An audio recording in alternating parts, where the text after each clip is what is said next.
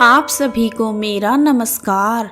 आज मैं आप सभी के समक्ष दीपावली के पावन अवसर पर दीपावली की एक प्रचलित कथा प्रस्तुत कर रही हूँ। सबसे पहले आप सभी को दीपावली की हार्दिक शुभकामनाएं।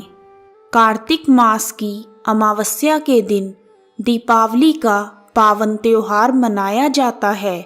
इस दिन भगवती महालक्ष्मी की पूजा की जाती है।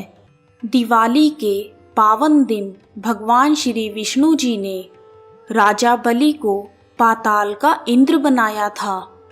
तब इंद्रदेव ने बड़ी प्रसन्नता से दिवाली मनाई कि मेरा स्वर्ग का सिंहासन बच गया। और इसी पावन दिन समुद्र मंथन के समय क्षीर सागर से लक्ष्मी जी प्रकट हुई थी। दीपावली के पावन दिन श्री रामचंद्र जी लंका से वापस आए थे और उनका 14 वर्ष का वनवास समाप्त हुआ था। उनके वापस लौटने के उपलक्ष्य में सभी ने घर घर दीप जलाए थे और उनका स्वागत किया था। और इसी पावन दिन राजा विक्रमादित्य ने अपने संवत की रचना की थी। बड़े बड़े विद्वानों को बुलाकर मुहूर्त निकलवाया था। और इसी पावन दिन आर्य समाज के संस्थापक महर्षि दयानंद जी का निर्वाण हुआ था। दीपावली के दिन माँ लक्ष्मी को प्रसन्न करने के लिए पहले से घरों को लीप पोत कर साफ किया जाता है और इस दिन घरों को अच्छी तरह से सजाकर दीपक जलाए जाते हैं। बच्चे उमंग से भरकर आतिशबाजी तथा पटाखे छोड़ते हैं। दिवाली के दिन प्रदोष काल में माता लक्ष्मी और गणेश जी की पूजा की जाती है। मान्यता है कि इस दिन धन की देवी माँ लक्ष्मी धरती पर विचरण करती हैं और जो व्यक्ति सच्चे मन से माँ लक्ष्मी की आराधना करते हैं, माँ लक्ष्मी अपनी कृपा उन पर बरसाती हैं। कुछ लोग दिवाली के दिन व्रत भी करते हैं और शाम के समय पूरे विधि विधान से पूजा करने के बाद अपना व्रत खोलते हैं। आइए शुरू करते हैं दीपावली की कथा। एक गांव में एक साहूकार रहता था। उसकी बेटी प्रतिदिन पीपल पर जल चढ़ाती थी। जिस पीपल के पेड़ पर वह जल चढ़ाने जाती थी, उस पेड़ पर माँ लक्ष्मी जी का वास था। एक दिन लक्ष्मी जी ने साहूकार की बेटी से कहा, मैं तुम्हारी सहेली बनना चाहती हूँ। लड़की ने कहा, मैं अपने पिता से पूछ कर आऊंगी। अगर मेरे पिताजी ने हाँ कर दी तो मैं तुम्हारी सहेली बन जाऊंगी। साहूकार की बेटी ने घर आकर अपने पिता को यह बात बताई। तब पिता ने कहा, क्यों नहीं, वह तो साक्षात लक्ष्मी जी हैं और हमें क्या चाहिए, तुम उनकी सहेली बन जाओ। अगले दिन जब साहूकार की बेटी पीपल सींचने गई तो उसने माँ लक्ष्मी जी की सहेली बनना स्वीकार कर लिया। उसके बाद साहूकार की बेटी और माँ लक्ष्मी अच्छी सहेलियों की तरह आपस में हर रोज बातचीत करने लगी। एक दिन लक्ष्मी जी ने साहूकार की बेटी को घर आने का निमंत्रण दिया। जब साहूकार की बेटी लक्ष्मी जी के यहाँ गई तो लक्ष्मी जी ने उसे ओढ़ने के लिए शाल दुशाला दिया।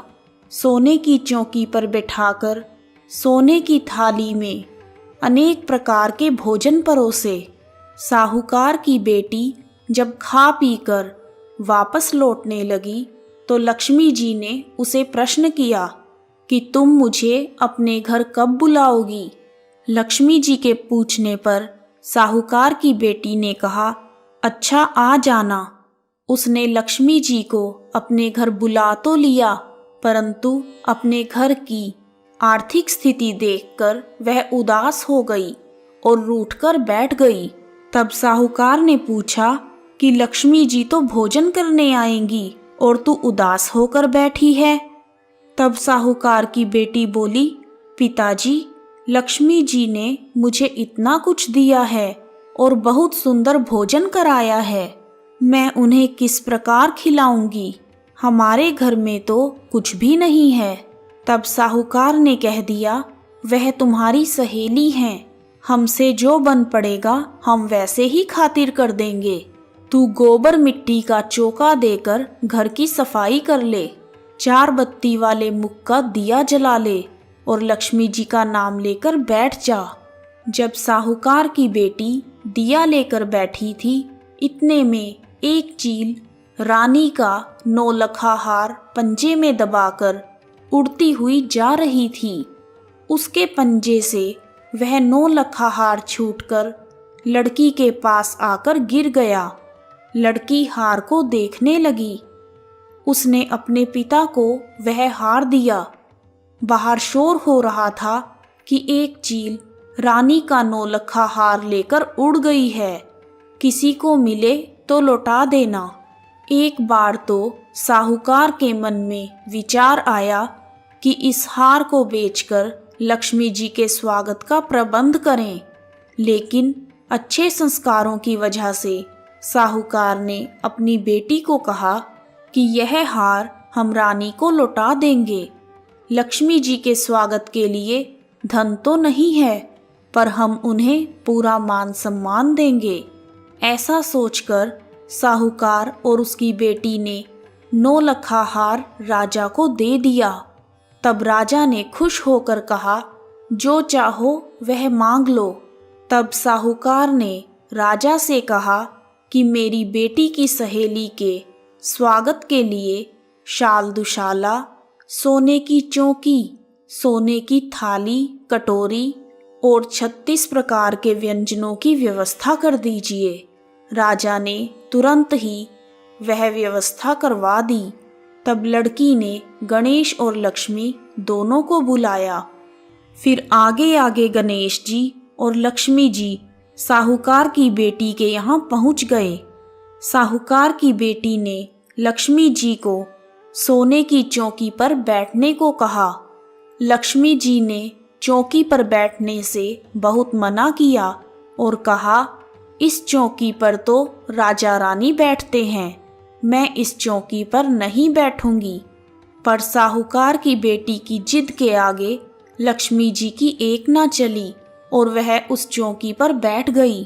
तब साहूकार की बेटी ने लक्ष्मी जी की बहुत खातिर की, जिससे लक्ष्मी जी प्रसन्न हो गई और उन्होंने साहूकार के घर को धन धान्य से भर दिया। हे लक्ष्मी माता, जैसे आप साहूकार की चौकी पर बैठी और उन्हें धन धान्य से भरपूर कर दिया, उसी प्रकार अपनी कृपा सब पर बनाए रखना। जय माँ लक्ष्मी। कथा समाप्त। कहानी सुनने वालों का भी भला और सुनाने वालों का भी भला। जय माँ लक्ष्मी। यदि आपको दिवाली की कथा पसंद आई है तो कमेंट बॉक्स में शुभ दीपावली जय माँ लक्ष्मी लिखना ना भूलें। आप सभी का हार्दिक धन्यवाद। जय माँ लक्ष्मी।